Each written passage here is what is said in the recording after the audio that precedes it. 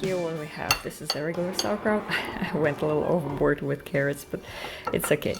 And this is the red cabbage, which actually is not just cabbage. Of course, you can eat all of that.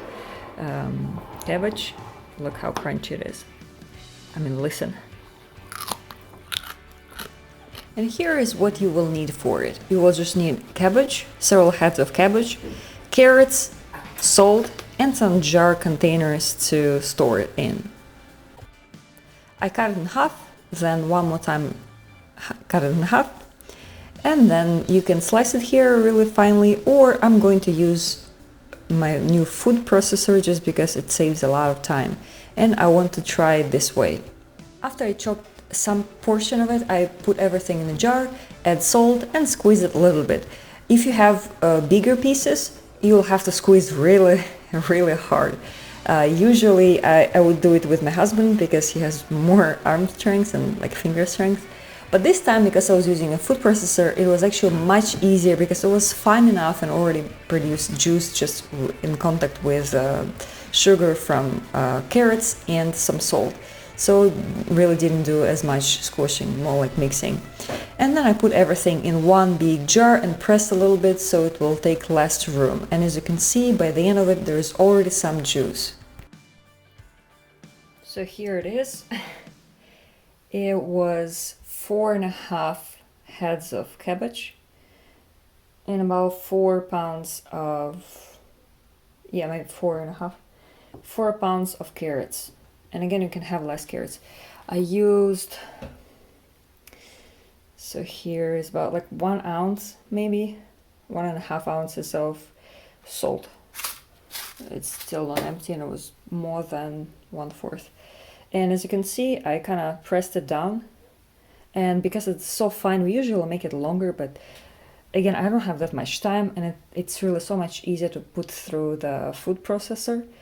And again, you will eat it anyway, and it'll probably cook much faster this way too. So as you can see, I pressed a little bit, and there's already juice. I'm still going to put the press on top, which I'm actually going to fill with a different type of cabbage that you'll see later, probably. It's called Georgian cabbage. So in this smaller jar, it's also heavy. I'll put different cabbage to ferment and put it on top of that one, so it'll create the press. And both of them will be fermenting at the same time. The next step will be to have these cabbage leaves that I saved and put them on top. Then you'll take it out and you don't have to eat it, even though they're a little bit fermented, so if you like it this way, you can.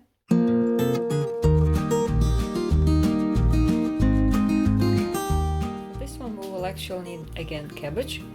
And this time you cut it in big pieces, and you can leave the thick parts as well, like cubes or triangles, something like that shape. Not that small, not that big. Celery, which I cut with leaves, it's fine. Beets, this is banana pepper that I'm going to cut. Garlic, which I would use more, but I just didn't have much more. And water and salt. In this case, I'm going to actually use my food processor to slice beets because it is faster. That's it. The rest I'm already done with, except banana pepper.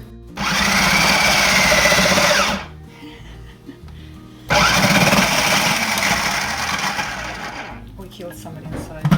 Okay, and now we just put it all in layers. First goes cabbage. Let's open it a little bit too. Cabbage. I think I may cut more. It's just 1/4, and I was not sure if it was going to fit. Yeah, I'll probably use half, maybe even more than that. Okay. A layer of cabbage. A layer of celery. Not really a layer, but just put it on top. Maybe too much. A little bell pepper. Oh, no bell pepper, this is banana pepper. And beets.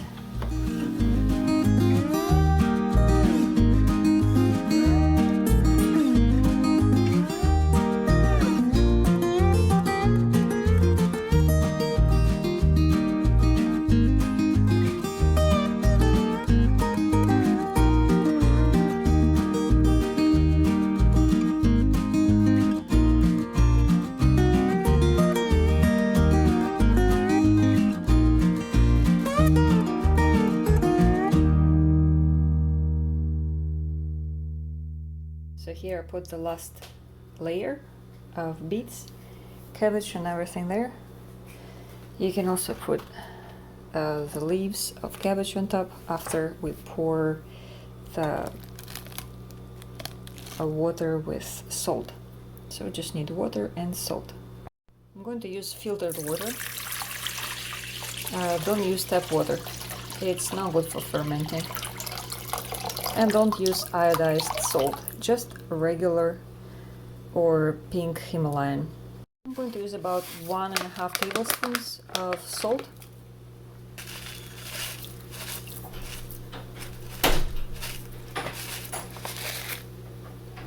So let it dissolve.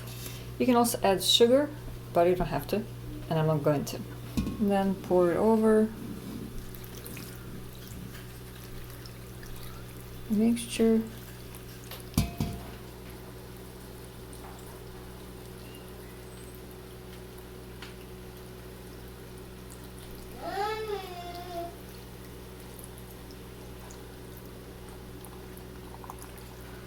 Okay, should be enough.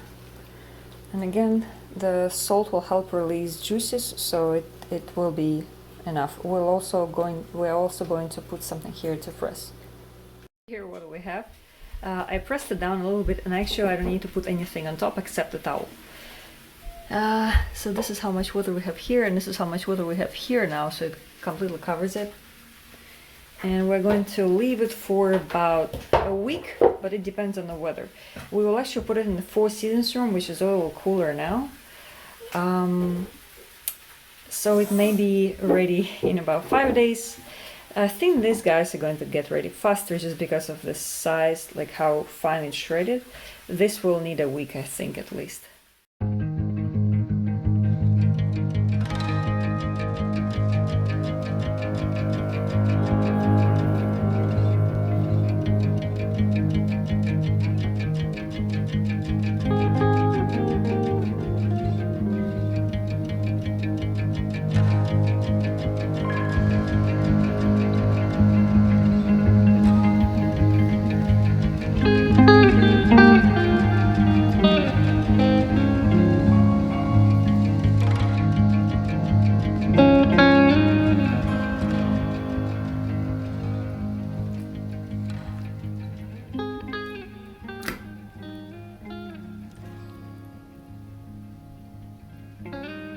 Smells delicious. It's day 6 right now, but it smells absolutely ready.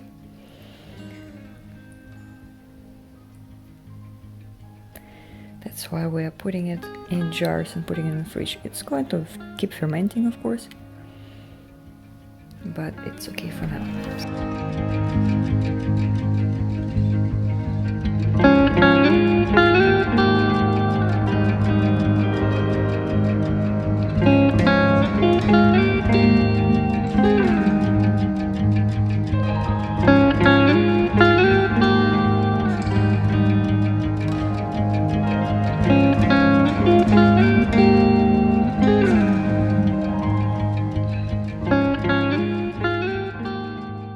With sauerkraut.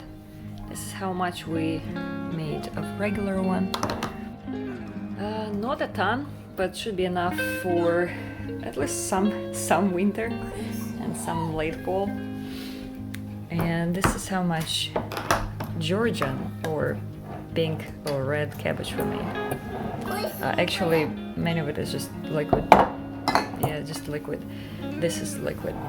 How to use the liquid? You can use it to jumpstart sauerkraut for the next time. So instead of using the mixture of like water and salt, you can just use this.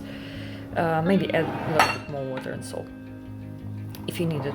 The same here, we have like one big jar of just liquid that I'm still not sure if I'm going to use, but probably I'll have a small batch of it too. And here what we have, this is the regular sauerkraut. I went a little overboard with carrots, but it's okay. And this is the red cabbage, which actually is not just cabbage. Of course, you can eat all of that. Cabbage, look how crunchy it is. I mean, listen. Yummy. celery. Beet somewhere. Yeah, all of this is the same color right now. I think celery is the darkest. Banana pepper, actually, I would say you have to add more if you want it spicy. Again, you don't have to make it spicy, you can add apples in here instead and make it sweet. I think next time I'll add a little carrot to not as much as here, to make it a little sweet as well. I saw recipes that use sugar. They use sugar to make it sweeter, but again, I don't like adding sugar to any fermented products. Yeah, just salt is enough. And carrots or anything sweet like apples, maybe even raisins or grapes, will do the same job as sugar. Of course, I'm all covered in pink now. We will also eat this. Probably I will add it to soup. They are also fermented leaves of cabbage. So this is what we've got. I hope you enjoyed it. And if you want to make sauerkraut, now is the best time of year to do that, to prepare for winter. Thank you for watching and enjoy your day. Bye!